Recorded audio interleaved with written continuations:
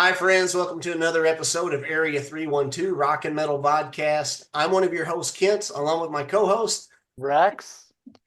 Friends, before introducing our very special guest artist today, we do have a very special guest co-host with us. And he's been with Heaven's Metal Magazine and HM Magazine for many, many years. And today he's the host of Heaven's Metal Streaming Radio, the one and only Chris Gatto. Welcome, Chris. We're glad to have you here. Hi. Yay. Friends, like to welcome our very special guest artist today. And they showed us how to rock the flock while bringing down the heavy metal thunder. Their first album was released in 1984, and in 1986, they were the first band released on Pure Metal Records. And with metal classics such as Answer Our Call and Riding Out the Storm, Hit and Run, and Master of the Metal, Messiah Prophet remains a highly revered band in our metal hearts this very day. So, friends, today, this very day, we have something of a family reunion going on here with members of Messiah Prophet. Yeah. We have Andy Strauss, David Thunder, Joe Shirk, Brian Shannon Nicarry, and Frank Caloiaro. Welcome, gentlemen. It's a very distinct honor to have you all. Thank you all. Yeah, thrilled to be here. Absolutely. And an amazing Thank you, job David. getting us all We're so together. glad you didn't miss it, David. You got here right on time. My heart was racing. Not fun. Not funny. This is such a distinct honor. And guys, we have many questions. And if you guys are cool with it, we're going to travel the rough road and delve right in. Yeah, you had to bring up. Do you see what I did there? Travel the rough road. The 422. So, Andy, you were there. Tell us how Messiah Prophet Band developed into a full band by 1983 and was subsequently picked up by Marauder Records to record 1984's Rock the Flock album. Yep. So Messiah Prophet Band basically started from Dean Pellman and a buddy of his, and they had, I mean, they were doing like the acoustic rock type thing, the Larry Norman sound, you know. You got to remember, this was back in the mid to late 70s, you know. So they were just kind of doing, you know, what they were doing. I mean, they'd go around to different you know, youth group events and things like that. They would just play, you know. So anyway, it was Dean's idea and it was Dean's thing. As he continued on and took it a little bit further, he decided that, you know, he wanted to do a band and, you know, get a little bit more into the rock and roll side of it. So he had put together Dave Dalbert on drums, and he had another guitar player by the name of Rob Clark, who no relation to Charlie Clark, but it was those three guys at first, and they had put an ad into one of the magazines or newspaper or something here in the Lebanon area looking for a singer. And Charlie Clark had seen the ad and had called Dean and said, you know, hey, I'd like to come and audition for you. And then he said, by the way, I know a guitar player. You mind if I bring him along? And Dean said, yeah, sure, bring him along. So we kind of went out to Dave Dalbert's log cabin out in the woods, and we plugged in and we started playing together. And that was pretty much how the whole thing started, you know. So, which, you know, by the way, I just want to kind of start off this whole conversation with saying, you know, what you're seeing here as far as us guys, you know, we were probably the part that everybody knew, that everybody saw, basically because of the Master of the Metal record. But there was so much more to Messiah Prophet Band. And of course, one of the main people who's not here with us any longer is Charlie Clark. And, you know, Charlie he was like a brother to all of us, and just we all miss him dearly. And that was probably the first time that the majority of us even actually saw each other again in probably about 30 years or so, was when we got together for Charlie's funeral. So, it was, kind of a bittersweet thing. So Charlie. that answer your Yes, question? sir. Yes, sir, Mr. Andy. Charlie, of course, very much still highly revered. His vocals were one of a kind. You guys, all you guys with your respective instruments, delivered the goods, and Charlie had the vocal chops to bring it all home with you guys. And one of a kind vocalist. And Joe and David know, we still think very highly of him. And would also like to say, I know that there is a rich history with Messiah Prophet Band, all of the above, and just want to recognize everybody who's been a part of the band to keep the flame lit and Yep. the torch going and passed along. Yep.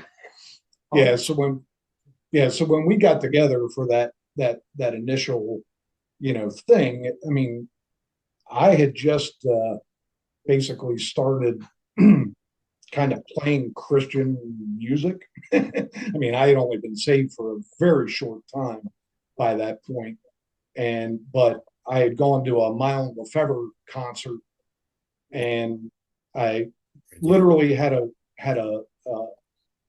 word from God.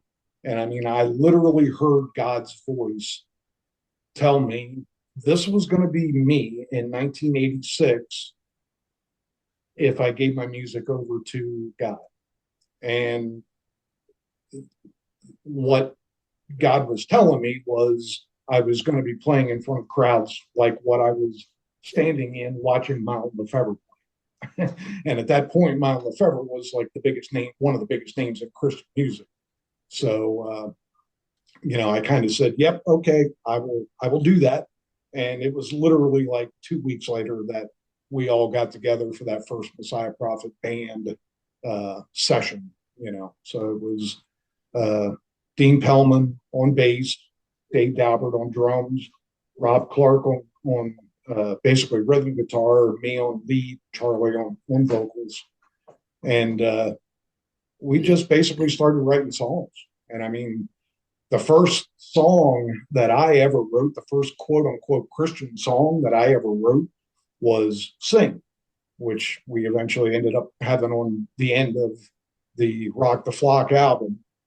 And if you listen to the lyrics of that, the one lyric, and it says, "This is my first song, but it's not my last." And that was exactly what it meant. It was the first Christian song that I ever wrote, but certainly wasn't the last one that I wrote. And that was the only song that I sang. Yeah, that's true. So tells you how much everybody liked my singing. But Andy, but we're going to put yours last. Hey, it's a great song. And Andy, how long did it take? Can you remember how long did it take overall to craft this album? I mean, may I say really quick? I mean, I'm going to throw out some songs here. To the Rock, Answer Our Call, Riding Out the Storm, the title track. I mean, so many great early classics on this album. How long did it take to complete Rock the Flock, the album?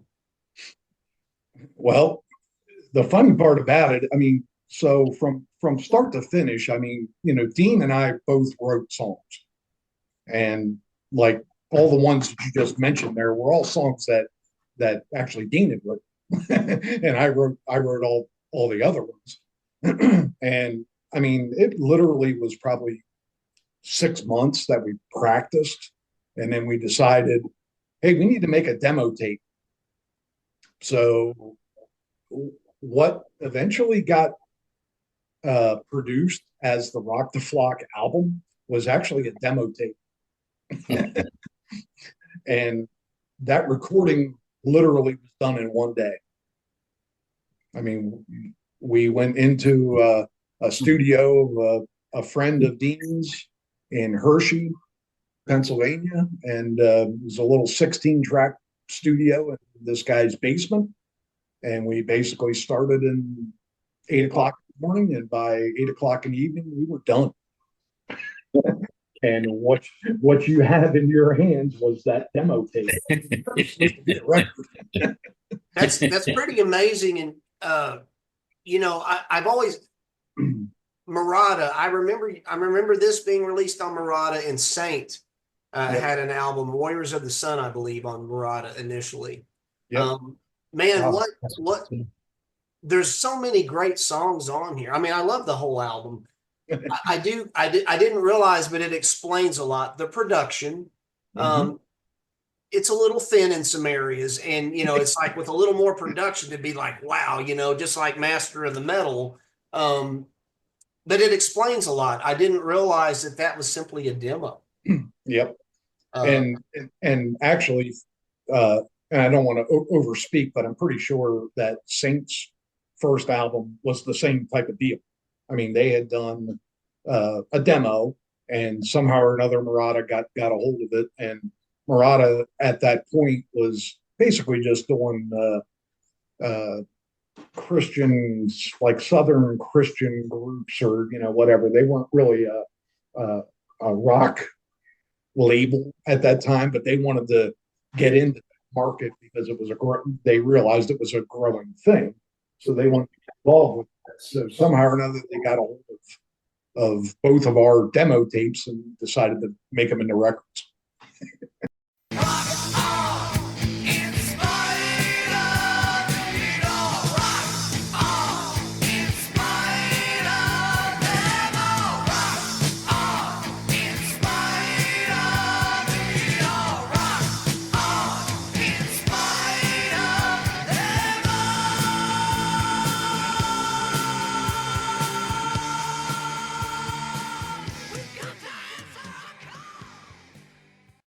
Well, Andy, if I can ask a question real quick, and Ken, if you Sure. could keep the album up, the artwork and all that, I mean, that just tells you that's going to be a rockin' album. Who came up with the concept and that of the album cover? Was that you and other members of the band, or whose idea was it for the cover?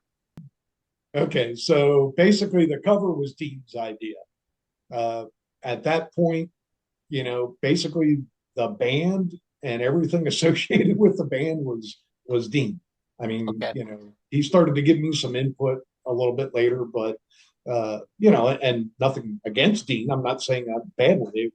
It was his baby, and he knew exactly what he had a very clear vision of what he wanted to do, and that was to make the music and make it harder and heavier to try to reach the people, the kids at that time that were into that kind of music, and that's what we kind of came together on, because I was one of those kids at that time. I was only 17 years old when we did Rock the Flock, so That's crazy.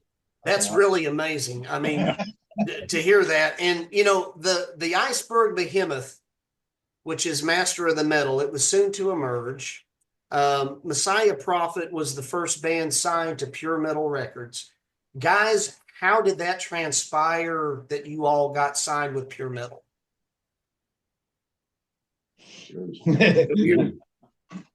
That's actually a very good question. I wish I could answer it. I have no idea. I mean, again, because this was so early in the Christian rock, the Christian metal scene, there, I mean, everything was just fly by the seat of our pants. I mean, so when we put out Rock the Flock, it got a lot of response for whatever reason. People liked it, and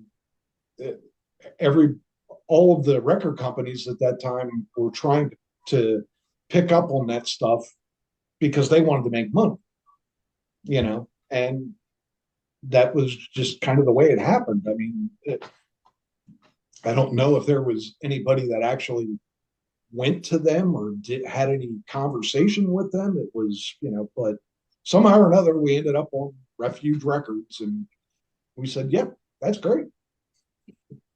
Guys, both of your covers are simply stunning. And just, guys, I can recall picking up the cassette tape, popping this in for the first time in my friend's 280Z back in 86, and thinking, I mean, David, you kicked off Hit and Run, and I remember just here comes your drumming intro, Yeah, and here yeah. comes the instrumentation, and then my goodness, Charlie's vocals.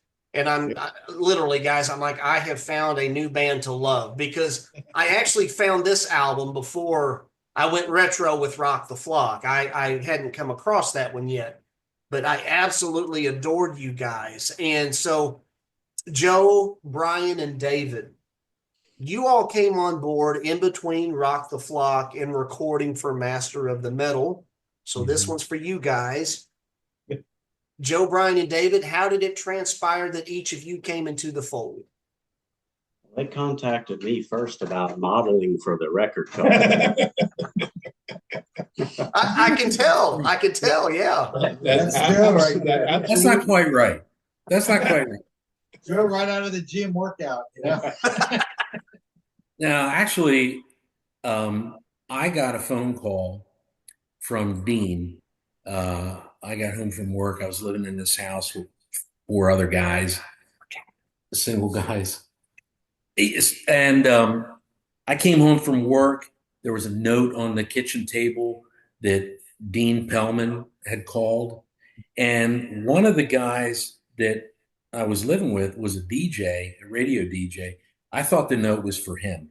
And then somebody later who took the note said, "No, they're calling for you." And I was in a band called The Scan at that time. And I was interested in what Dean had to say to me and talk with me about. So I talked to Dean and packed up my drums and went up to this audition with Charlie, Dean, and Andy at this, like, I think it was like a little No, it was community center. What was it? That was actually at my parents' place. Dave. Oh, I thought it was like a community center or something. No, the first time you ever played with us was at my parents' place up in Jonestown. Okay. Well, there you go. There you go. Yeah, and I think we hit it off very well. I had known Well, known the material from Rock the Flock. And so I had to tell the guys in Scan that, I got this offer from Messiah Prophet, and I felt more in line musically with Messiah Prophet than I did with the guys from the Scan. So that was how I got involved with with Andy and Charlie and Dean. And I do remember the very first show that we did was a New Year's Eve event up in Canada at this club that had 2 floors, and the stage was like right in the middle. So we could look down at people and see up at people. And one of the common things we did back then, I think much to Andy's chagrin, was that Dean brought his son Danny on stage with us. And he was like, rocked out with his little gear and stuff, and he was 29 at the time. Yeah. It was so adorable. I mean, it was cute.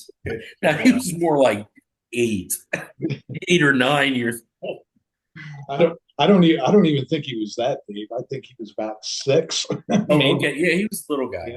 He was just a little guy. But he would do a little bit, they were rocking out with us and stuff, and then, we'd kick him on stage.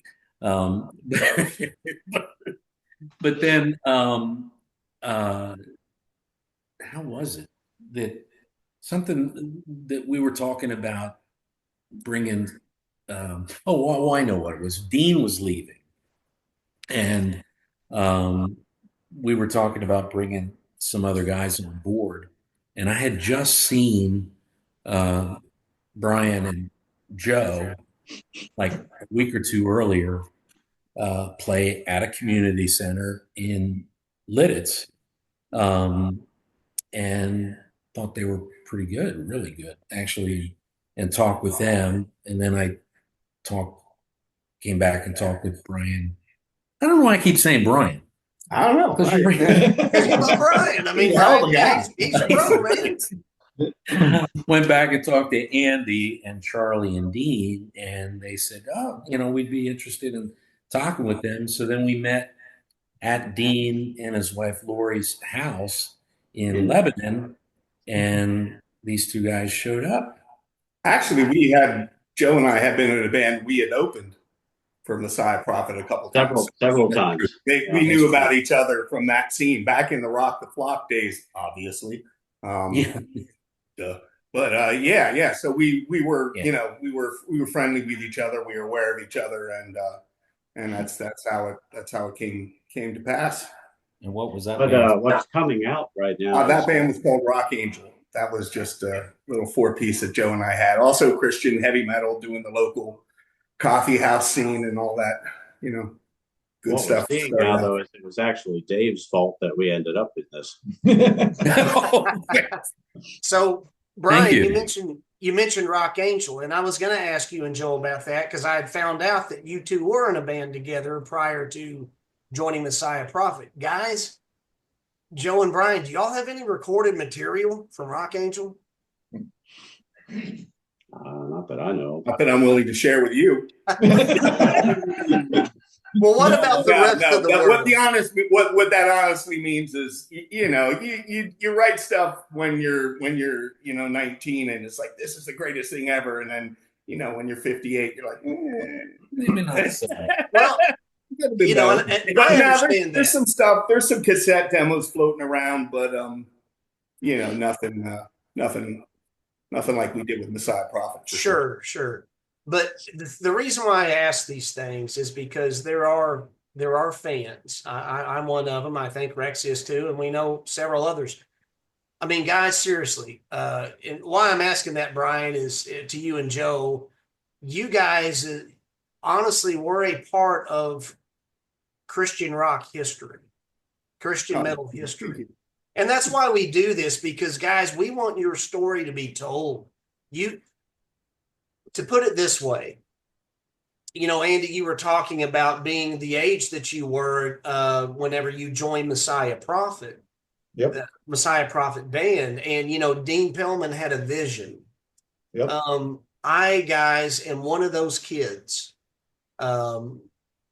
I guess, 3 to 5 years your junior, but guys, I lived in a little town in Arkansas, and you guys were larger than life to me.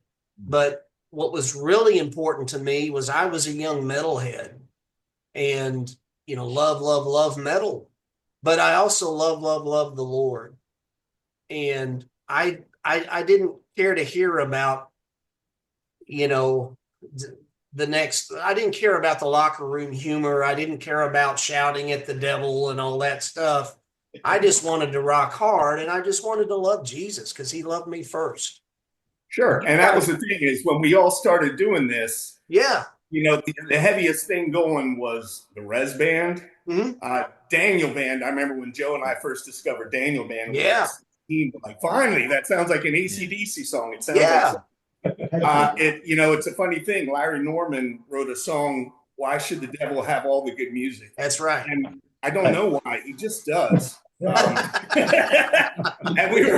we were trying to do something about that. So we all have, it's like the band that Joe and I were in, Messiah Prophet and Striper, and all these other bands had the same idea at the same time. And, this is great. We were young music enthusiasts, rock enthusiasts who had this faith, but there was nothing, the art was so far behind. I just want to say thank you to you, Brian. Thank you to you, Joe. Thank you to all you guys, because literally you guys were an answer to prayer for me.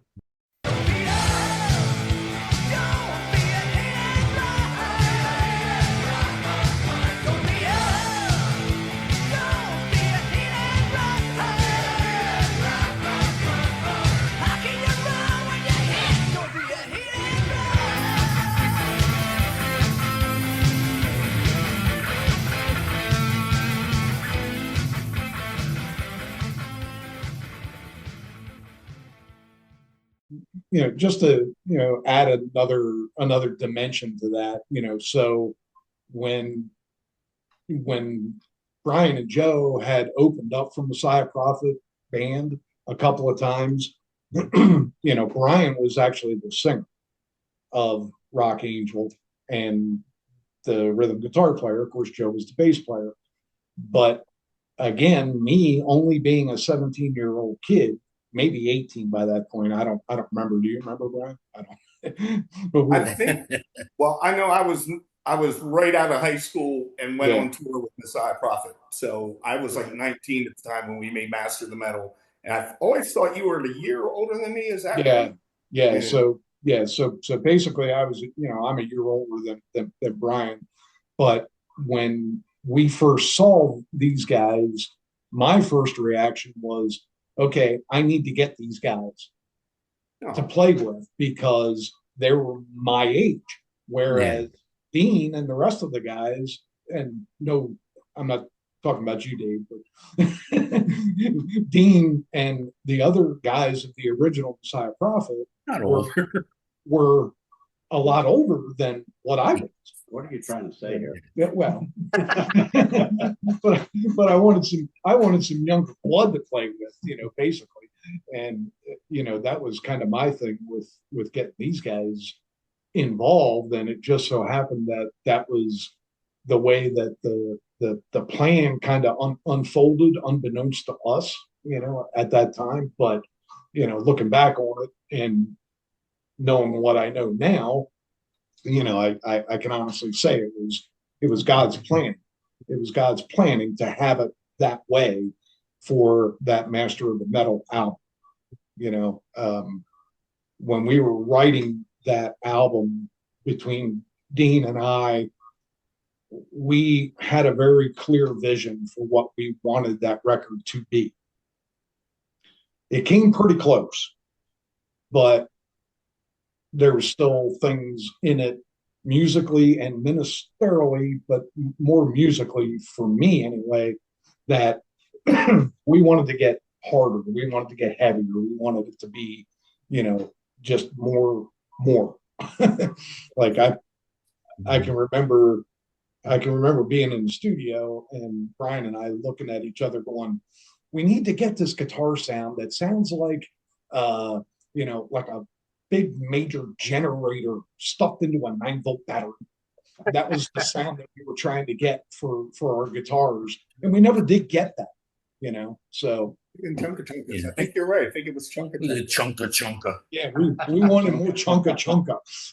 Well, hey, you can't go wrong with more chunka, but you guys chunked it great right then and there.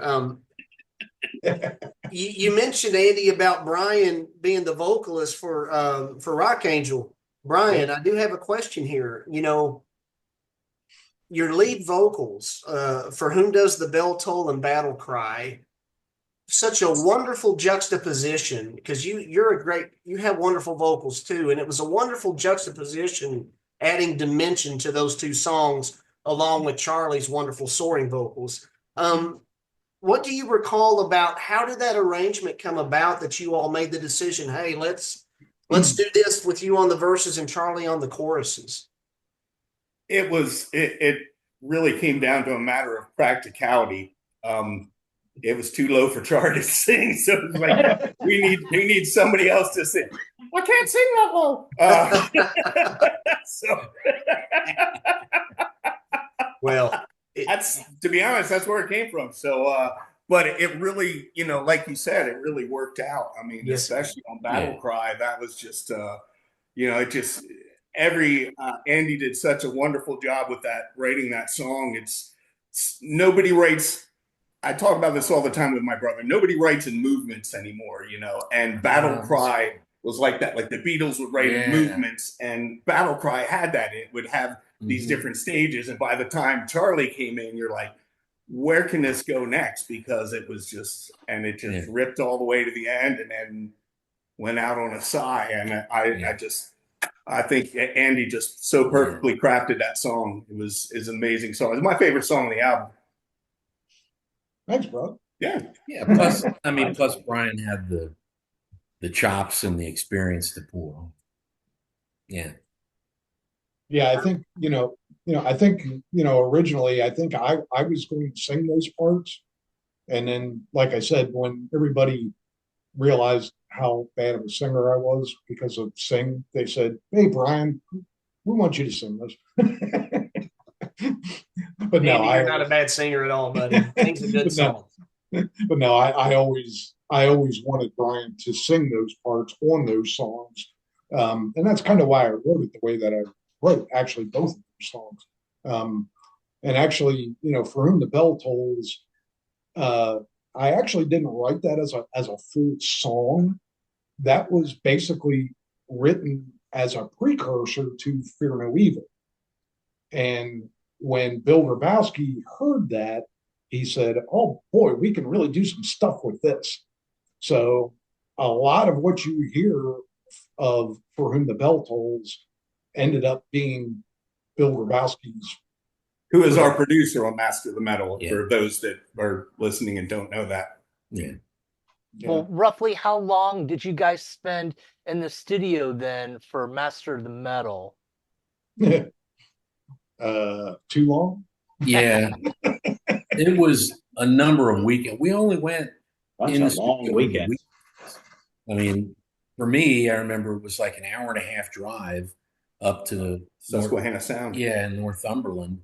And it was like we camped out there and like Slept on the floor. Yeah, slept on the floor, drank energy drinks around.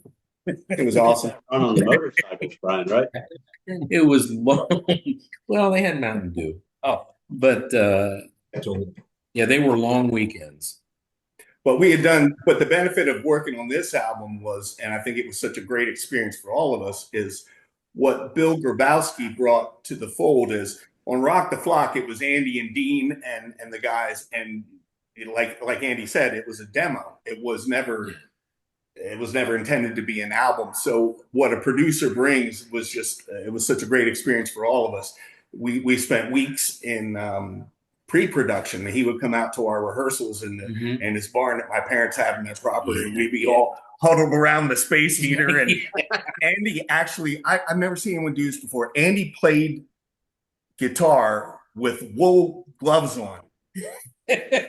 Who can do that? He could do that. So, but he would come out and Bill would go through the arrangements of the songs, and okay, well, Dave, now we're gonna start with a little hi-hat here. And then when we kick into the ride, that takes it up to another level. Right. And it was just learning to speak a whole nother vocabulary that as songwriters and early musicians you might not be aware of, but there's a whole science of production, which I'm sure you guys are aware of, that as us young kids coming into that and finding somebody, a mentor that had that kind of experience and could help us take these songs that we were already psyched about, but he could just polish them to the next level. And it was just such a great experience. Depth and finesse. Yeah. Well, just to put another point on that. So, Bill Grabowski had just come off working on Bon Jovi's second album called 7,800 Degrees Fahrenheit. Yeah. And he actually, if you go to his house and his recording studio, I mean, he's got the gold and platinum albums hanging on his wall for the work that he did on that album. So again, here we are, a bunch of kids, and we're going, "Oh, wow." Yeah. This guy's, incredible, which, he was. But he really knew what he was doing, and he really took us under his wing, particularly from a songwriter's standpoint anyway, which, by that point, Dean was gone, but we still had his songs that we ended up putting onto the Master of the Metal album. But, and then again, the rest of the songs were written by me. And so just having him there, oh, that's right. Yeah, Dave had one on there. Andy's like, oh, that's right. That's just, yeah. Hey, there was a song on that album I wrote. I know, and we're going to talk about that. I've got a question here in a minute. I got you, I had some input in that song too. So anyway, that's just wanted to bring that little point up. So you guys were probably pinching yourself. You're working with this, famous, acclaimed producer. You probably couldn't believe that was even happening. Right. Pretty much. Wow. Can I ask something? When Dean left, if the vision was all Dean's, when he left, who took over? I mean, was that like now Charlie's the boss, or he's the one carrying that torch? Or Andy? I want to say it was without even prior discussion with anybody else. I want to say it was Eddie. Eddie. Then it was Eddie had the lights. He had the vision, man. It was it. Yeah. He's not here. He can't defend himself right now. Yeah. No, that it was Charlie and Andy that kind of took the lead as far as the vision. It was their band, definitely. Yeah. Yeah, I mean, Dean had pretty much made it clear what the vision was. Right. And by that point we were all on that same page. Yes. So we just kind of, we kind of took it and ran with it. We knew what he had envisioned, and we just kind of said, all right, let's do this, and let's take it as far as we can go, So that was planted into all of us. Right. Indeed. Yeah.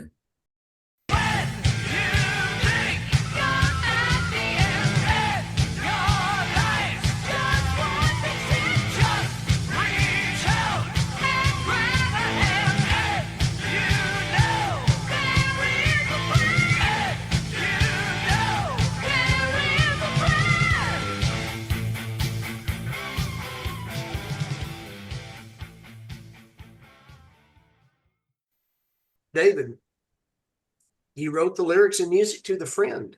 Great I song. did. Yeah, I did. Yeah. I did. Yeah. Well, just tell us about not quite a common thing for drummers to do. Right. When I did my research, it's like, hey, I didn't realize that David wrote The Friend. Yeah. Great song. Just tell us about how you developed that song. Well, okay. I was in this band previously called The Scan, and I wrote it when I was with them. But The Scan was kind of, and you will never find any recordings or anything from The Scan. We just played out. But I wrote it with them, and The Scan was kind of more of like a progressive new wave kind of, band. But when I left and I brought that song with me to Messiah Prophet, and I introduced it to Andy and to Charlie, and they liked it. And so I just went step by step through like the intro and how the verses and the chorus went, and one of the things I do remember was that the fact that the verse has 5 lines to it, not 4, which is kind of a typical structure. And I remember Bill Grabowski go, "Oh, that's right. There's another line to the chorus. There's a 5th line, Very cool. And as far as lyrically, it really was a thought process starting right away. If you read the lyrics, it's simply, I never knew humanity pushed aside, fellow sympathy. And when that happens, depression sets, it just goes through to let you know that in the end, you have a friend, which is Jesus Christ. But to give you a little more background on that is, I remember when we were rehearsing that song and we were working it out. And I remember us being in my dad's barn. Yeah. And the thing that you need to understand is Dave doesn't play the guitar. Right.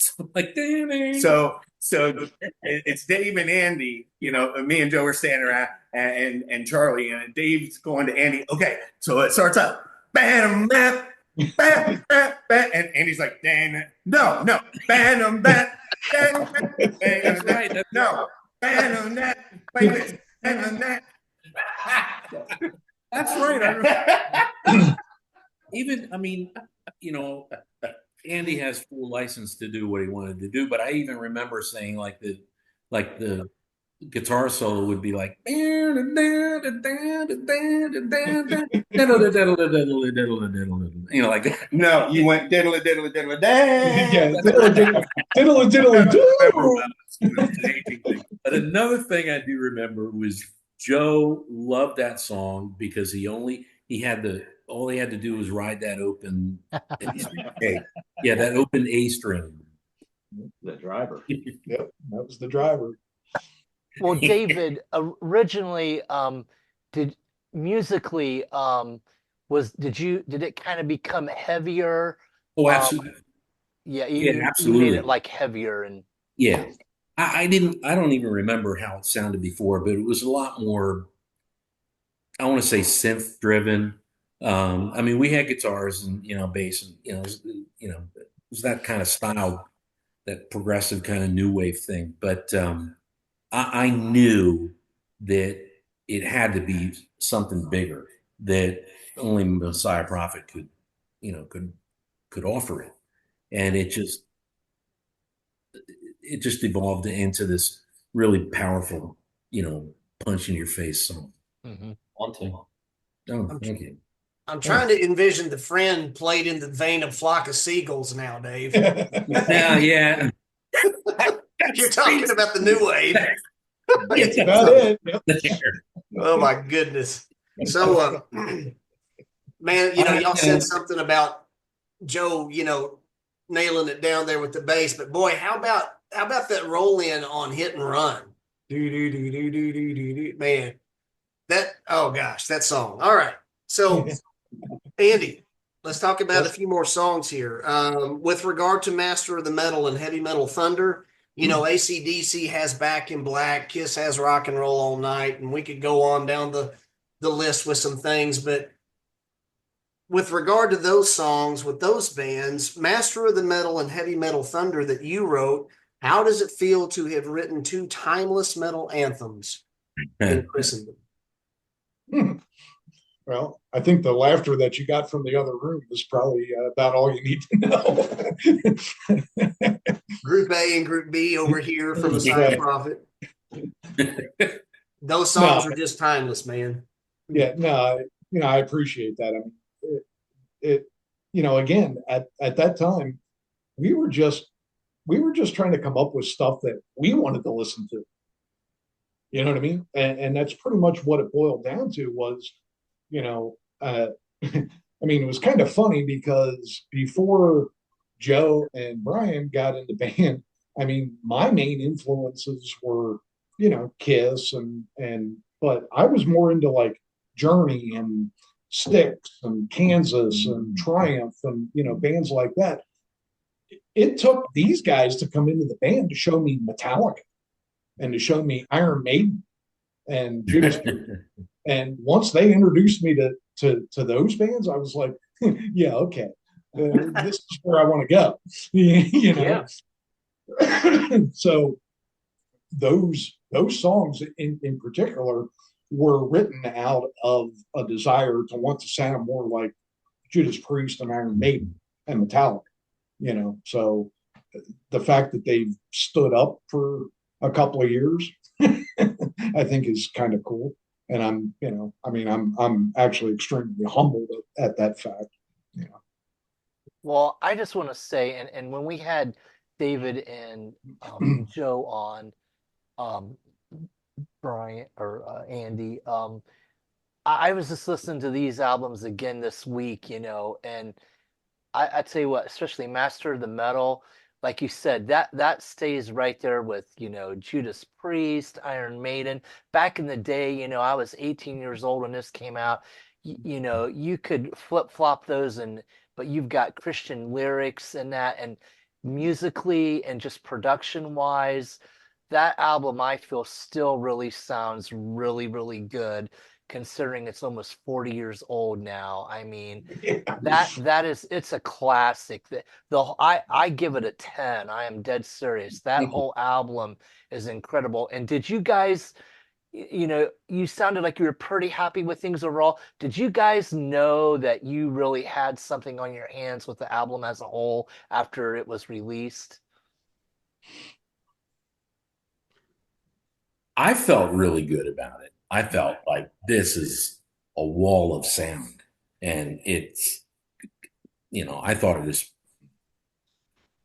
I think we, top level. sorry about that. No, that's okay. I might have mentioned this before. I think we all like the sound and all. I don't know if we really had any inkling that we'd be talking about this 40 some years later. Right. That's true. No doubt. No doubt. That's how much it meant to us, guys. And I mean, you guys delivered. My daughter, one of my youngest daughters, she is grown into liking Def Leppard. And I was telling her I was there for the Hysteria tour, and you know, we were talking about the album, and every song on that album, save for two, were on the radio. But the other two songs were just as good. Guys, I'm mentioning that because this is one of those albums, not a throwaway on this album.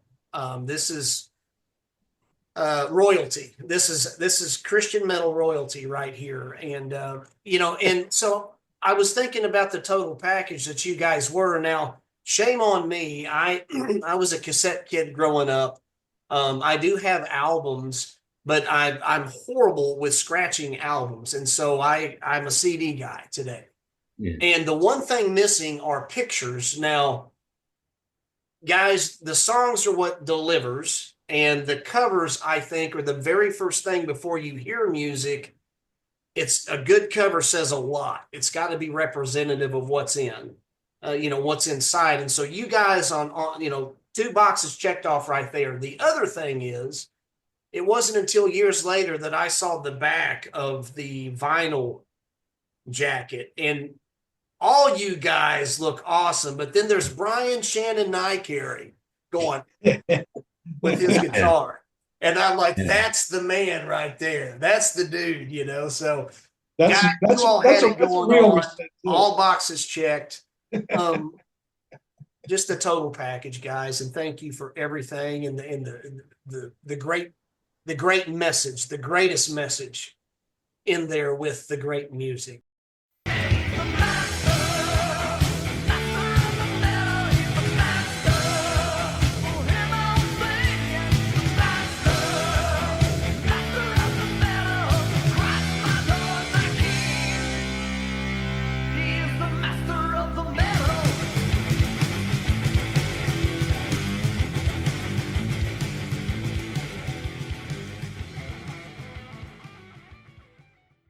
Guys, I want to get into a little bit more of a candid question.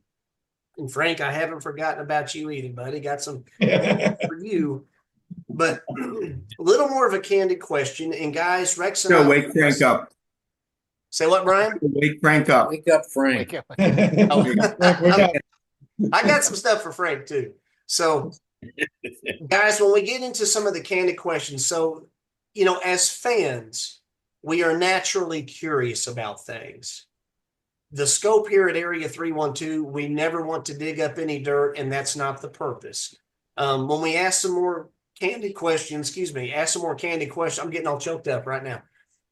The pass button is on the table. So if we need to hit the pass button, guys, just say, hey, we're going to hit the pass button, and that's fine. We understand. Sources say that writing began for a follow-up album entitled Metal Messiah. And reportedly, Andy and Brian, you two had left the band in late 87, taking some material that had possibly been written along with you. My question is, does any recorded material exist in any manner of the Metal Messiah sessions, or is there any written material for that? That's available to the market? No, it's just Those sessions hadn't started yet. We hadn't. They were talking, and you know, we were talking about the next album, and we were planning about doing some stuff. I think I had Rock Angel track that the band was interested in covering for the new album, and of course Andy is always writing. So we were in that phase, but we hadn't gone to pre-production. We hadn't, really taken any steps in that direction at that time. So there's nothing there. Okay, so Well- nothing recorded then. What about So- some album titles aside from Metal Messiah? Like Brian, you mentioned a song from Rock Angel. What might have been some song titles that were kind of thrown out there on the table, if any? So can I interject some stuff here? Yeah. So I had actually had about 5 or 6 songs written for the next Messiah Prophet album. There is a recording of those. However, it is me on guitar and lead vocals and background vocals and acoustic guitar and other guitars and every guitar imaginable. Dave Dalbert, who was the original Messiah Prophet drummer, and this guy beside me. And it was a little project that we kind of threw together, and it was called Steel Angel. We did what, 2 gigs? 1, 2 or 3. Yeah, They were something like kicking, that. but they weren't meant. Yeah. So I mean, I have a recording of like 5 or 6 of those songs that we had done in a local college at their recording studio. And I actually played the one track for Chris, which surprisingly was Metal Messiah. But I had played that for him, and he's been after me to do something more with it. And I've been poking him for quite a few years. and Good song. we just haven't taken it any further than that yet. So I have a question for you. Can you Real quick, you imagine? I'm sorry, Joe. What were you saying, buddy? I just had a question for Andy. I've been asked by so many people about Messiah Prophet doing Metal Messiah. We never did it as We Messiah never- Prophet. correct. It must have been those 2 or 3 gigs we did Yep. that somebody heard it. They're like, no, we heard it live. I'm like, no, we never did it. We did it actually, but Mandela effect. Right. We did them live as the band's Right, Steel Angel. that's where that comes from. Yep. Okay, So anyway. carry on. Sorry about that. That should work. Carry on. Now, Yeah, can I don't know you if you imagine remember, though? It's just I a don't know piece. if you remember. Go I don't ahead. know if you remember, but there was a song I was working on. I don't know if I really talked too much about it. Maybe it might be back in the recesses of your mind, but it was called God in a Box. I don't know. It doesn't matter if you remember. Did you do you have record it? it, David? Did you actually make a recording of it, or? Yeah, I have the lyrics written and have the melody down, but it basically alludes to, basically putting God in a box. That there's a lot of people that just want to say this is God, when he's more than that. I think it would be awesome just strictly from, believe me, there's a lot of us who are just enthusiasts and we appreciate the history and we know how to put things in context. And, Brian, you were talking about some of the early recordings with you and Joe in Rock Angel, and then Andy had Steel Angel. And I'm thinking, man, if those songs from Rock Angel and Steel Angel could just be as they were, pieced together on an album. Maybe Steel Wool Angel. Steel Wool. Steel Wool. That's rough. We need paper and scissors. We just need paper and scissors, and then we'll be good. Well, right? and You get to tip your bartenders, waitresses. You're all good. And then you guys could record God in a Box, David's song as like but that would be an awesome piece of history. And there would be a market for that. I mean, if you could please Andy, like Chris has been pestering you, yeah, there would be people that would be definitely interested in that material that's never seen the light of day. Sign me up. So Pretty Yeah, I'm please, there. will you living please- off our Messiah prophet millions. we would that would I would really urge you, like, please try to do something with that. I would love to hear that also. Yeah. Yeah, Right. like I said, that's always. I mean, it's it's on the burners. So, Okay. Good to hear. Good to hear. Frank, you and a gentleman named Mark Zimmerman, you all came into the fold along, if I'm not mistaken, the 1987 Messiah Prophet Tour. How did it transpire that that you and Mark came in? And I guess Andy and Brian, I should also ask after Frank answers, but I was wanting to ask why the two of you left. But that's a candid question there. But and then I'm curious, Frank, how you and Mark came into the fold. Yeah, sure. So it all started. I actually was born and raised in California, so I was involved with a lot of, I was very young, like Andy, 17 years old, still in high school, playing clubs, which I was underage to play in. And we were doing all kinds of cover stuff. And I got saved. So I wasn't saved when I was 16. And I had seen a little boy, 4 years old, receive sight again. And that's when I just turned my life over to Jesus.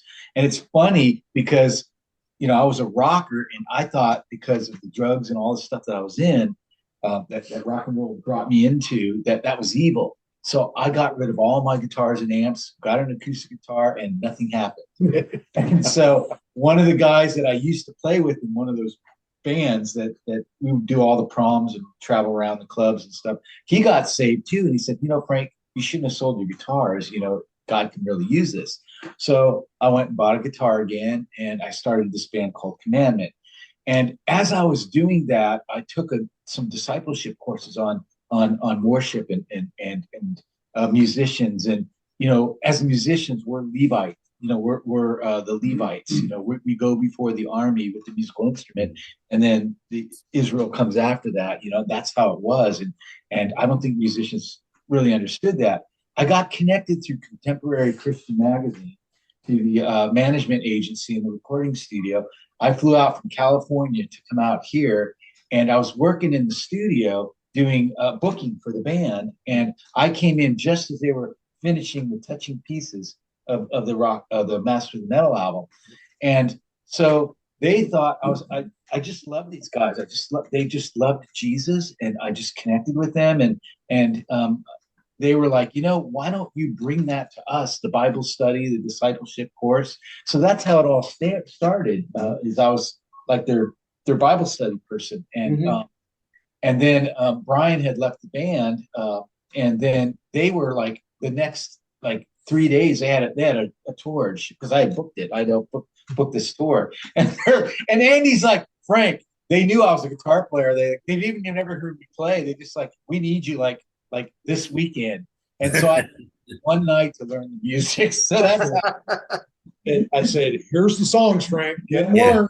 Hurry up. And so that's how all that started. So I'm going to tell you, what a blessing. All the stuff that we got to do, and even me, how I was brought into this and how God brought me all the way from California. I had no idea. And I love these guys. They were my family. I had no family here. They became my family. And what a blessing that we got to do this, that God chose each and every one of us. Because some people out there, a lot of musicians, this is their dream, and what a blessing. I'm speakless, that I was even allowed to be involved with these guys. So the honor was ours. Is ours. So that after all these years, you still think of it as a blessing. Oh, people spandex at work and stuff, and I always come back to them. I said, you know what? I hated wearing those. It choked me and all the makeup they had to put on our face and all that stuff. But what a blessing. It's like, who got to do what we got to do? Not too many people.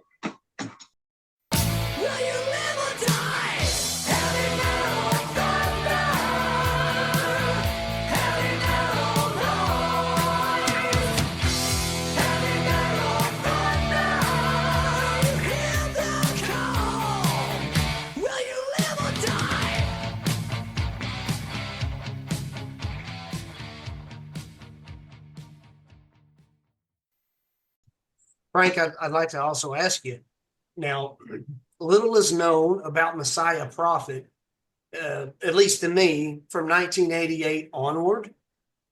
This is, of course, in the age before social media, well before all that stuff. Frank, what was transpiring with the band during this duration from 1988 onward? And I'm curious, I remember a song in 92, and I don't remember reading any credits. There was a compilation called Ultimate Metal, and I bought that compilation strictly for one band that I saw on there, which was Messiah Prophet, and the song was Blinded. But I don't recall reading any credits or information. So, Frank, did you play on the song Blinded on that compilation, 1992? No, I did not. After the kind of band dissipated, I think there was some money from the record companies and the agency that was the investors in the project, and they wanted to keep it going. And I thought Charlie was involved. I think Charlie was involved. Yeah, I think Charlie was so. involved in that one. So unfortunately, he's not here to answer that question. But I was not involved. I was, off doing my own Pretty thing. sure Charlie did that with. I'm not exactly sure who the musicians were. Yeah, I'm not sure either. I don't think it was any of us guys at all. No, I was not even approached for that one.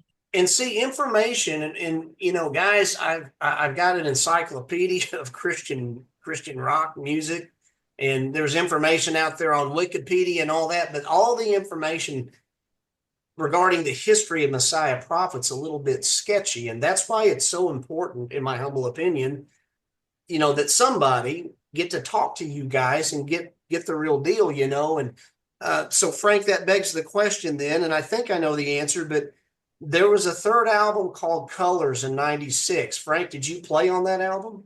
Yeah, I did. Okay. I was involved in the writing and the playing on that album. So let me tell you a story on that one. So I'm going back to the money and the investors. There was still interest in Messiah Prophet. We touched so many lives that they wanted to keep it going, and so they tried to do it with other musicians, and that didn't work. And then I was contacted about that one. So I had got involved with another band after that. It was just some friends of mine that I'd met through playing the circles. There was a band called Voyager, and they used to go around to all the high schools all over the United States. And there was a funding at that time, the government funding for Say No to Drugs program. Do you remember that? Well, they were part of that. These guys were really good musicians, really good friends of mine. Like I lived with them because I didn't have a place to. When I left Messiah Prophet, they kind of took me in to come live with us. So I did that, and so they reached out, and they said, the management company reached out and said, "Hey, we have interest and money to do another album. It's fully paid for. We have the recording studio time. We have everything. We have the producer. All the money's all there."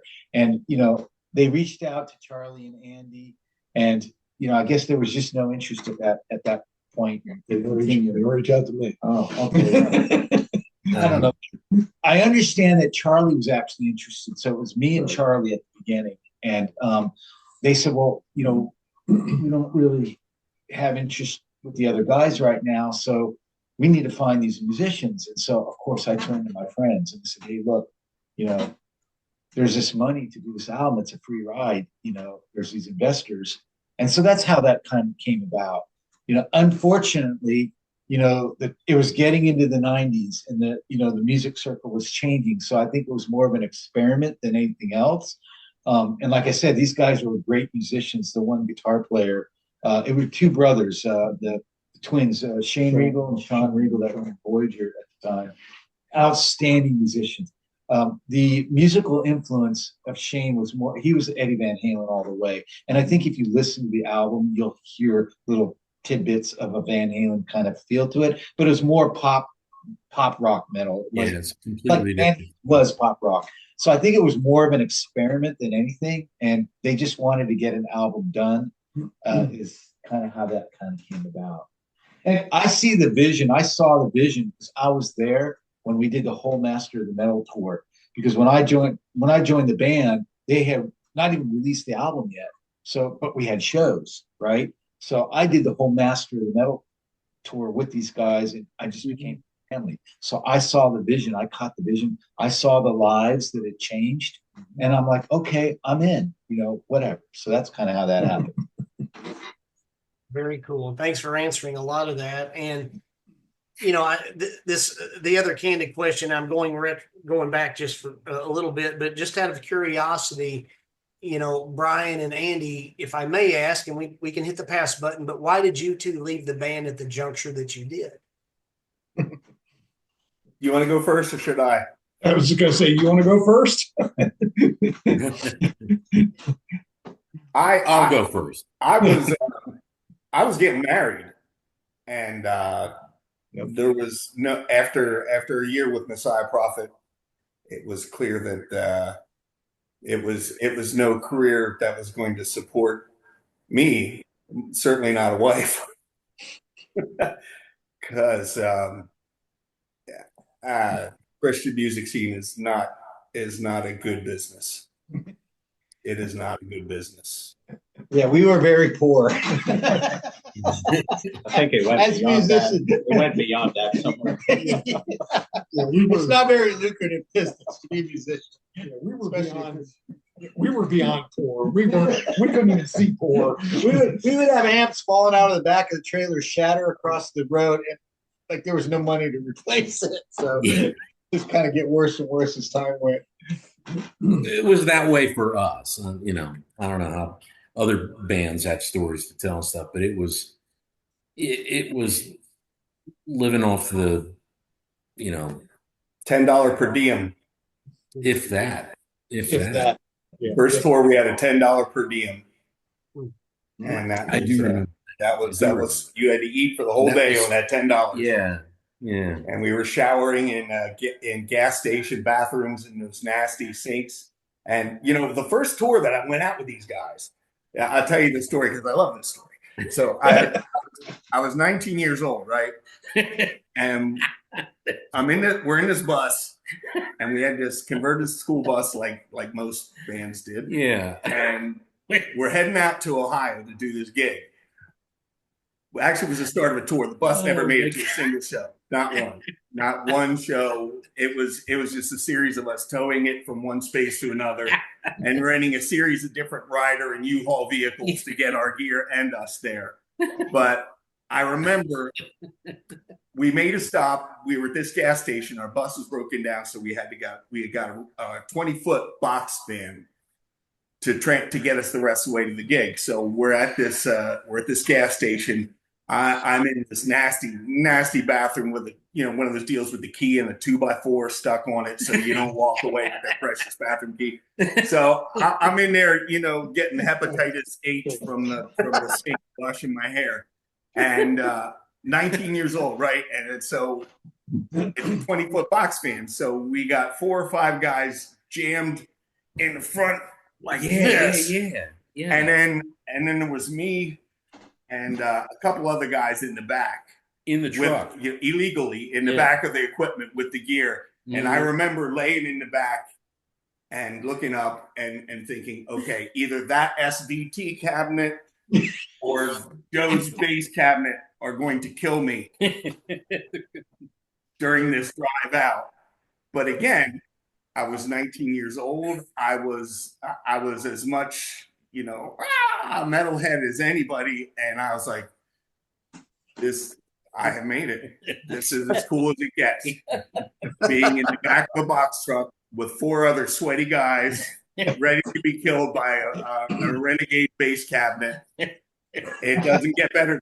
Now that wore off. Right. But then it was really cool. I've been there on a much smaller. I know the feeling, all for the music, and all that jazz. So yeah. We're sitting in the bed of a pickup truck in the pouring rain, trying to get to a show. Odessa, Texas. Yep. Andy, Yes. before I ask another question, did you want to field the same question that I had asked to Brian earlier about leaving the band? Yeah, and I mean it was basically the same type of deal. I mean, I was in college at the time. I mean, I had just graduated from high school, had started into college when we recorded the Master of the Metal album. Actually, no, I guess it was after that. But anyway, when somebody tells you when you're 17, 18, 19 years old, like Brian was saying, that, okay, you're going to make a record and you're going to go out on tour. Well, what do? You go out on tour, you know. But when it gets to the point where you're going, okay, I'm like physically hungry and I don't have any money to eat anything, you know. And that's the point that we were at. Was at that point. Right. Yeah, It was physically at that point where, I mean, I could not do it anymore. Had after our, the first leg of the Master of the Metal tour, my parents, who I've still lived with at that time, basically told me, you're not coming back into this house. So I had to find somewhere to live. Luckily, one of the guys who helped us on that tour was a gentleman by the name of Rudy Richter out in Ohio. Yeah. And Rudy actually let me live with him for a number of months and actually funded me to be able to go back, come over here and, work with the band and then go back out there and live with him. Because, I mean, I literally had no place to go, So anyway, it just got to that point where physically I couldn't do it anymore, So Ryan had already put in his resignation. Excuse me. And I put in my resignation. And that's pretty much where we ended our relationship with Messiah Prophet. And at that point, neither Brian or I wanted anything to do with Messiah Prophet. We just wanted to be clear of it, done with it, gone. Yep, wipe our hands, gone, done. So what happened between the time that we left and probably by the time that Charlie died, we really had nothing to do with anything to do with Messiah Prophet. So.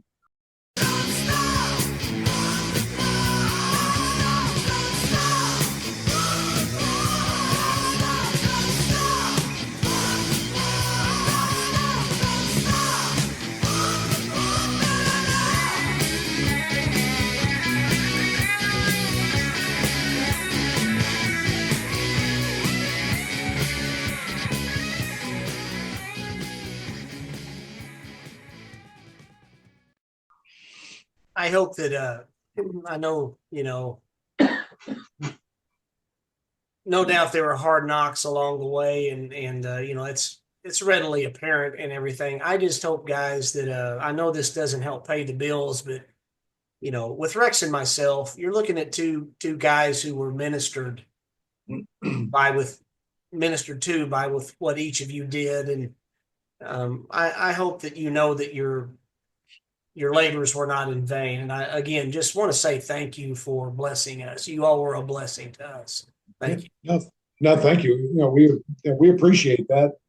Literally, it was probably 25 to 30 years after the Master of the Metal album that it came to my knowledge that, hey, people were still listening to us. Yeah. I mean, we had no idea. We literally had no idea. And, somebody at some point had, said something to me about, well, yeah, go on to, Google Messiah Prophet. And I'm like, okay. I go on the computer, I'm looking and I'm like, really? People want to pay $77 for, this record that, yeah. okay. I mean, we couldn't, it didn't make much sense to us, but we were certainly honored by it. That was an absolute mind blow. Right. I heard somebody else told me the same thing, you guys are online. What? The ministry of Messiah Prophet. I mean, I had the pleasure and the honor when Charlie asked me to speak in the mic, because again, I was their Bible study teacher for even before I started playing with them. Handed me the mic and allowed me to preach from the stage. Oh my gosh, it's like what an honor to be part of this ministry, be able to do that, get to do that. I got to do that. That's all there is to it. So I don't know if there's anything else you wanted from me, but yeah. So I guess these guys impacted my life. Andy took me in like I was his brother. I was like, well, I don't know if I can learn this music.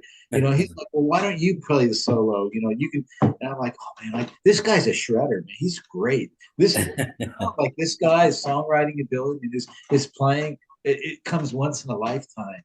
To be asked to be on stage with these guys, all these guys, and how they love me. I don't know what else to say to you. You're one of us, Frank. And I've always felt that, even though, I kind of sometimes I No matter what you tell the police. And it's really funny, like talking about us all getting together. I first ran into Dave a couple years back, maybe about 2 years ago. I was playing at this church he used to go to, and he started coming back, and he showed up, and I looked down in the front row, and here's his whole family, his kids and his wife, and oh my gosh, there's Dave. Yeah. And then what was it? About a year later, and then I ran into him. I was playing at some church, and I ran into this guy. Him and Eddie came to see me play. I couldn't believe it. Like, what? So, and now we're all sitting in Andy's house. You're one Yeah. of us. There's no escape. Yeah, they won't let me go. You can't get away. So, yeah, I don't know what else to say. I'm speechless, really. To even sit in Andy's house like this with all these guys, they were my family. Yeah. Very cool. I remember one time that I was at Barnes and Noble with my kids looking for something, and I just turned a corner, a book rack. Chris got a song. Not his hat, the book rack. And there was Brian. We were like face to face. I'm like, oh my God, Yeah. So I remember taking a selfie.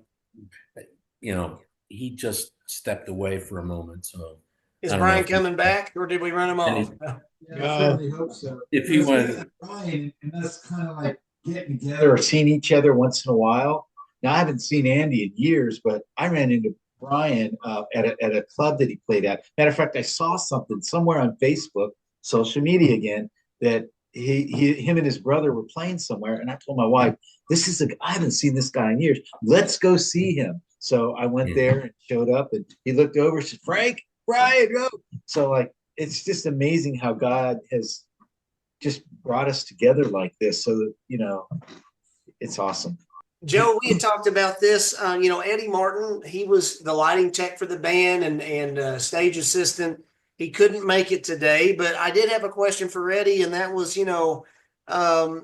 regarding Eddie, I was more curious about his role with the band, and if he could kind of paint a picture from his perspective, his interaction with the band, of what he saw between band and audience. And I think, Joe, you had tapped Eddie and said, hey, what do you have to say here? So what was Eddie's reply to that? Well, he kind of summed this up real quick. He had some great times, and remember Charlie, as always, joking, laughing, and being a hard worker. He said he was the first off the bus and getting the stage set up while the rest of us were, trying to wake up or whatever.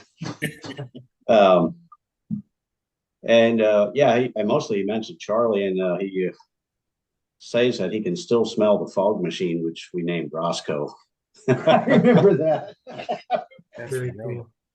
Roscoe the Fog Machine. Yeah. That was the brand of the fog juice. The fog juice. That's right. I actually named one of my cars Roscoe later in life for obvious reasons. Yeah, did it put out the fumes? There were no Didn't Eddie buy a bunch of guitars for you guys, for us? He bought one for me. He bought my BC Rich Warlock. I needed a second guitar to go out on the road. Here's a funny story. So before we went out on our tour, we got selected on pre-release tracks of Master and Metal. We sent it into this thing at the York Fair here. They have the Battle of the Bands every year, right? Yeah. And they selected us to be one of the 8 bands that played in this competition at the York Fairgrounds, which is it was a big stage. I think Kix headlined the thing at the end of it or whatever. So, it was a pretty cool thing. So we got to do that. And I noticed early on, it's so funny. I have a videotape somewhere, and I can hear the wheels turning, but it like came off. I have to fix it with I don't know, VH came off the little spool or whatever. I think you can fix that or whatever. But it's a loop of our performance from the York Fair, and it's so funny. We kicked off with I think we opened with Master. It was either Master or Fear No Evil. I can't remember. But what I remember is I walked out on the stage and I hit the first chord on my Strat, and my high E string went, bing! And I was like, son of a goat.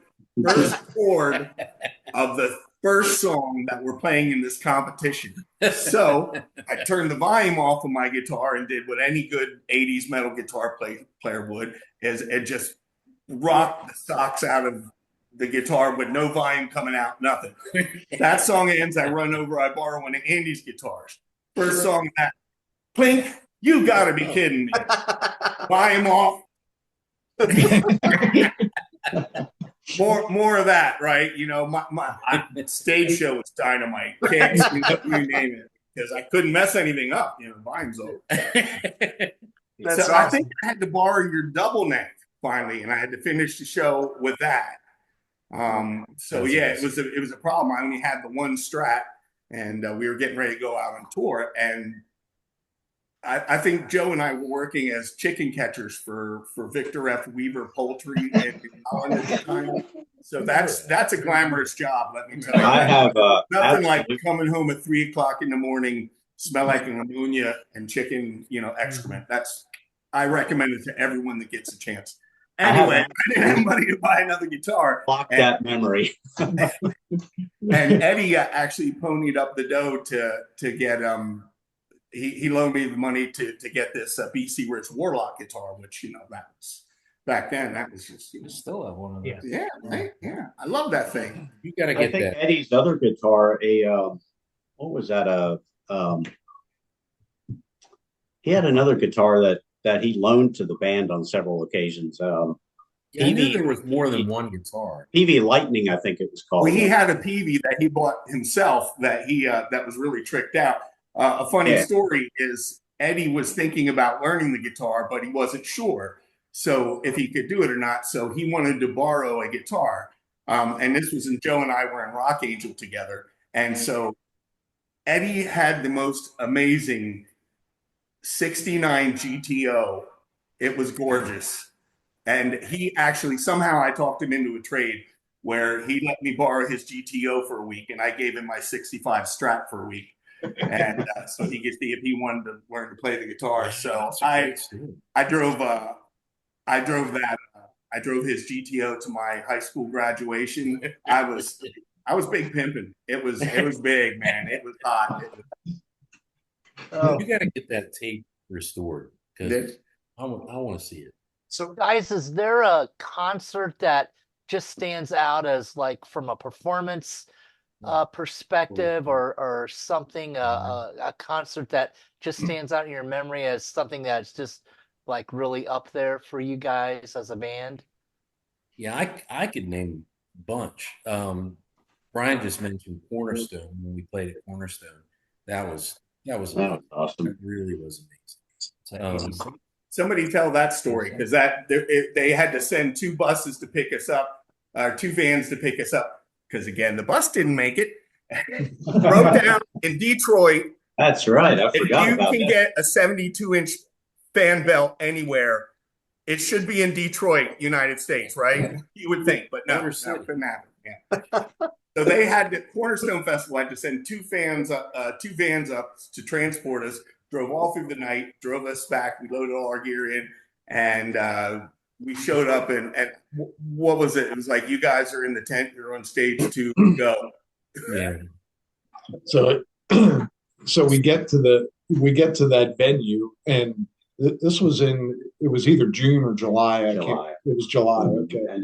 And it was about 110 degrees inside of this airplane hangar. It was a metal one, right, with the sun beating down on it. I mean, so it was probably about 150 in this little hut that we were playing in. Actually, a big hut. It was, but my old Dean that I still have, it has a black finish on it, and if you look just right when you hold it in the light, you can still see the sweat marks that are embedded into the clear coat of the guitar.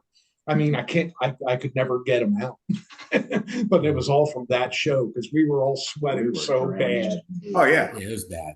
I would walk up to the front of the stage, and the thing that people don't know about me, and I'm happy to share because I'm proud of us, I sweat more than any 6 people you know, and this is true, put together. I do too. I don't know why, but I do. I've always been that way.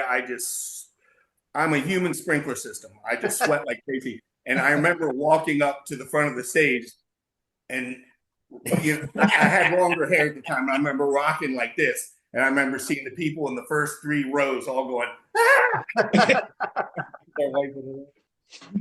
It's like SeaWorld. Yeah, I have an interesting story about Cornerstone. That had I known at the time, it would have just been amazing. But at the same event, One Bad Pig played. Oh, they were great. And yeah, we had That's what we I had a discovered. blast watching them in concert and stuff. Here to find out, years later, the drummer for One Bad Pig and we share an aunt and uncle. And it was like at a family reunion. My cousin Carl Daniel mentioned something about having like 2 famous cousins that are drummers, and I was like, who? And then he said about his cousin who's the drummer for One Bad Pig, and I'm like, you're kidding me? Are you serious? And had I known it then, it'd be like, hey, how's Uncle Joe and Dorothy doing? And that we shared cousins, and it would have been a mind blowing. Amazing.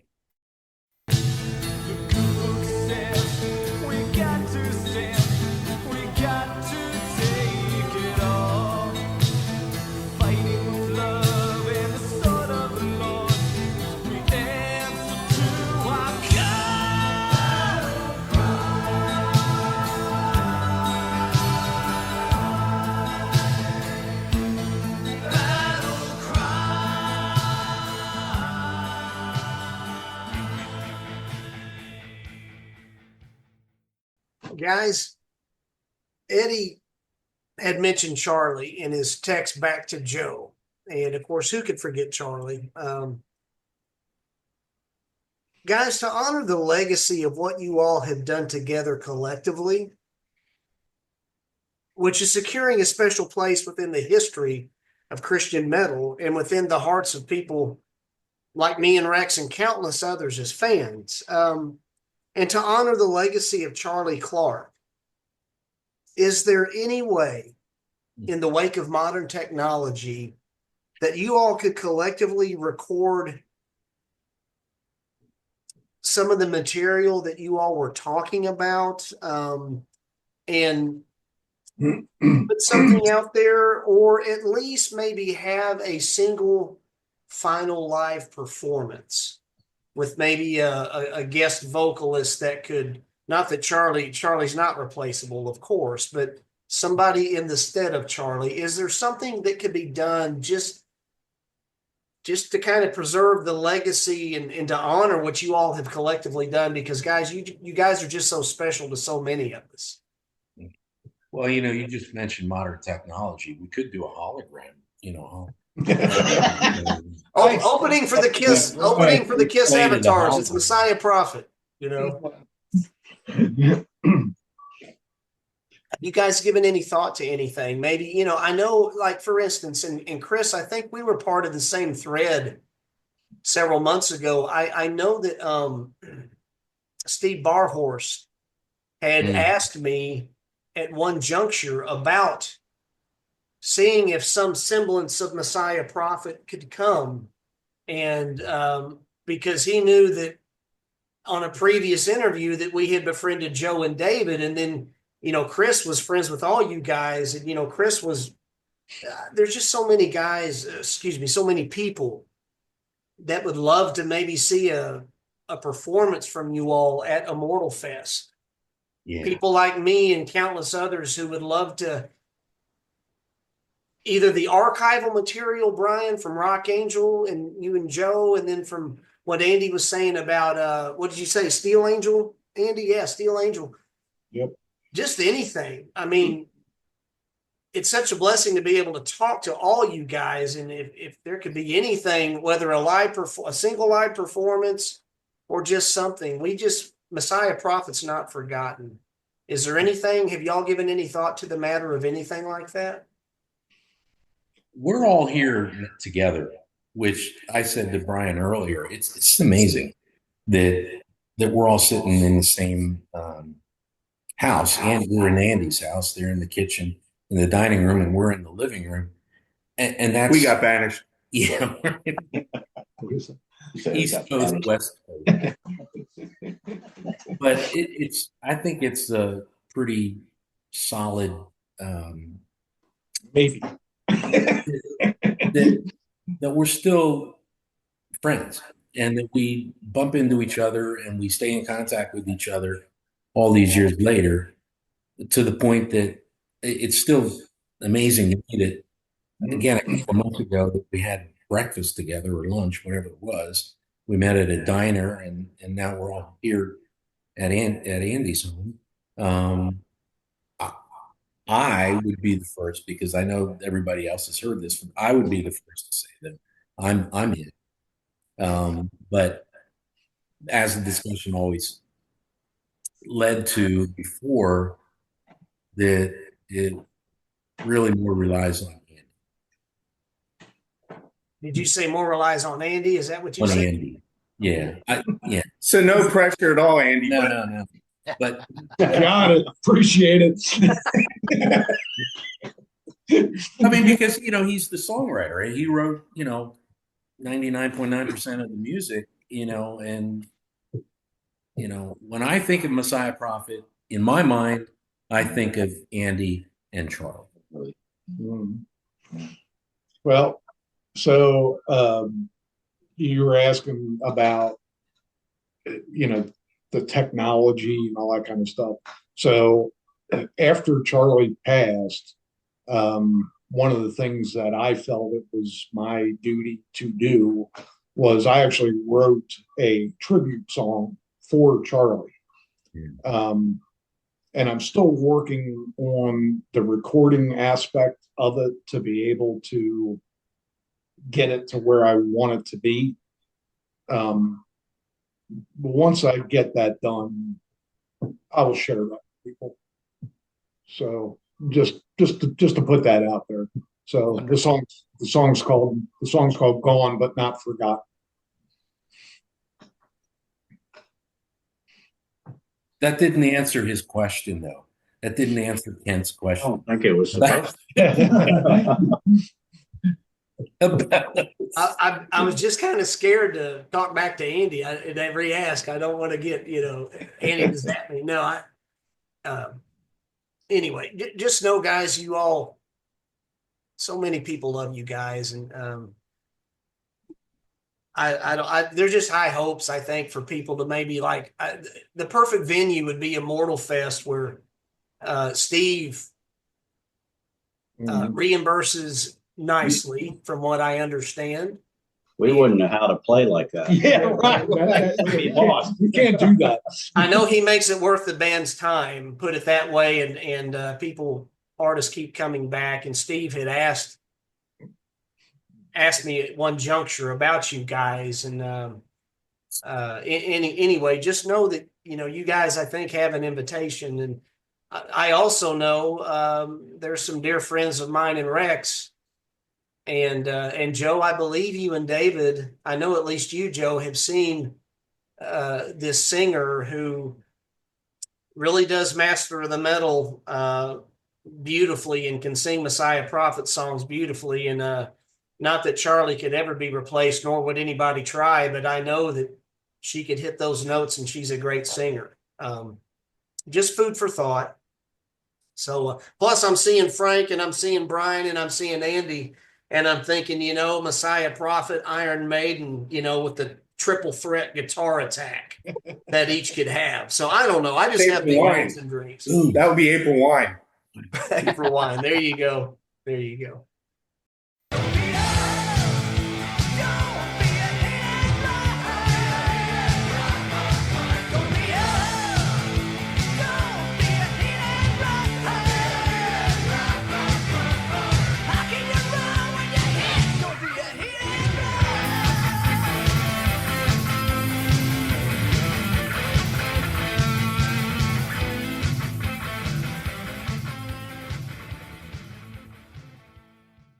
Aside from all the music, just to hang out with these guys again is such a blessing.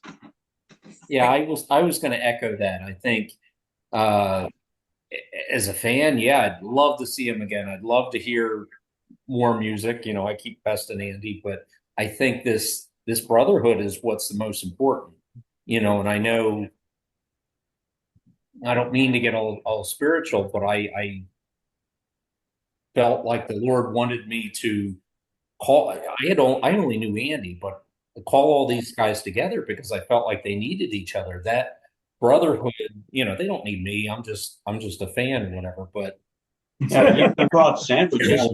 No, but I think these guys need each other. I mean, I told them before that, they may feel like what they did with Messiah Prophet was just a blip in time, but that music is eternal. It has a legacy that lives on and on. It's like, I'm still playing these songs on our radio station, definitely.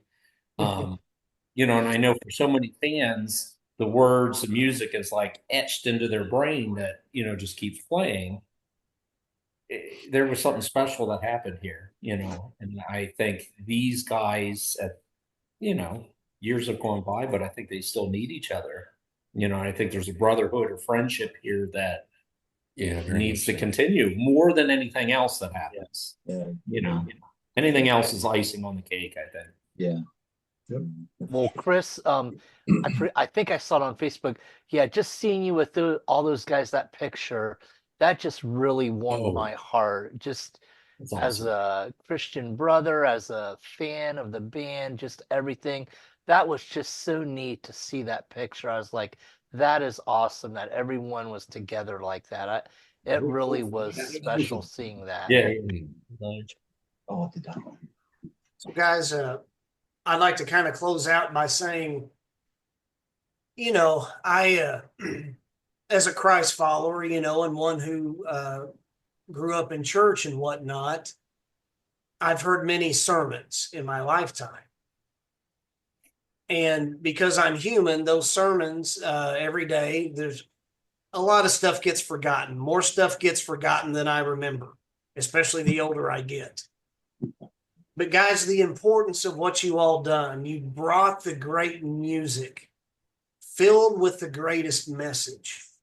And guys, I think, we were talking about that blip in time as for Messiah Prophet, as some might, consider it. But guys, it's still here. And every day you guys are still ministering because all I have to do is put one of these albums on. Yeah. And it goes on and on and on, and it's still reaching out. Can't thank you guys enough. And like you said earlier, Frank, about the other time of ministry you were recounting, all glory to the Lord. and each of you have been a blessing to so many of us. And, thank you again. And before we get to our message from home, Rex and I like to just read a little portion of scripture, which correlates something from the band, whether it's a song or an album title or something. Before we get to message from home, is there anything that you guys would like to say to your friends and fans out there? Thank you for still listening to us. Yeah, I just basically want to say to everyone out there who even has remotely liked the songs, the band of Messiah Prophet, it literally has been my honor. I mean, as writing the majority of the songs, being a songwriter, and your songs are like your kids. And for people to like your kids, that makes you feel pretty good. So, for me as a songwriter, I'm humbled, and I'm truly, truly thankful to everyone for just listening to the stuff and, getting something out of it, and I really appreciate that. I appreciate all these guys too. Well said. Yeah.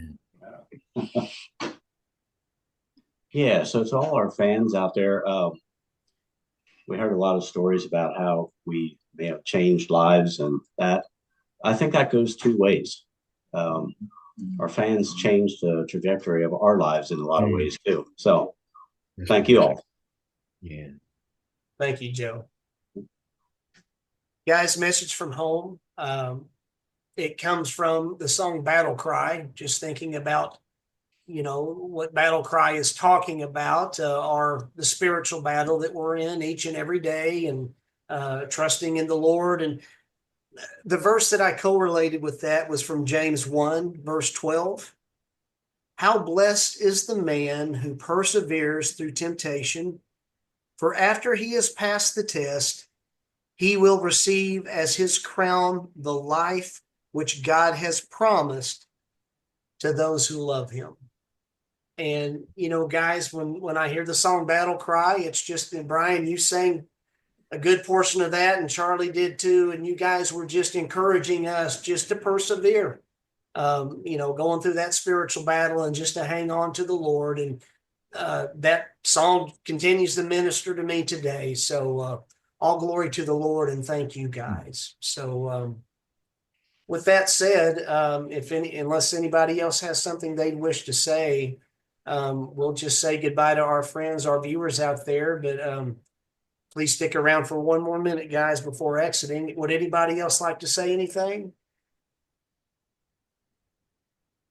All right, guys. Well, everybody, thank you so much for watching. What a tremendous pleasure to see Messiah Prophet today. Thank you, guys. Take care. Thank you for having us. Thank you. Thanks. Yeah.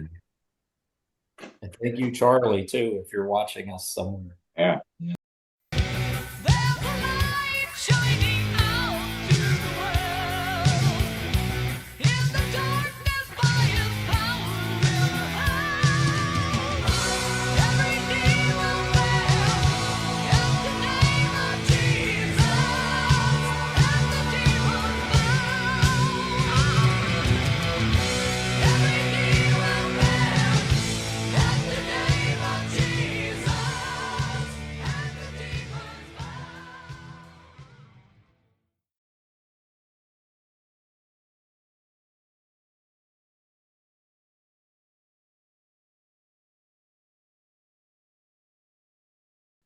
How do you close this?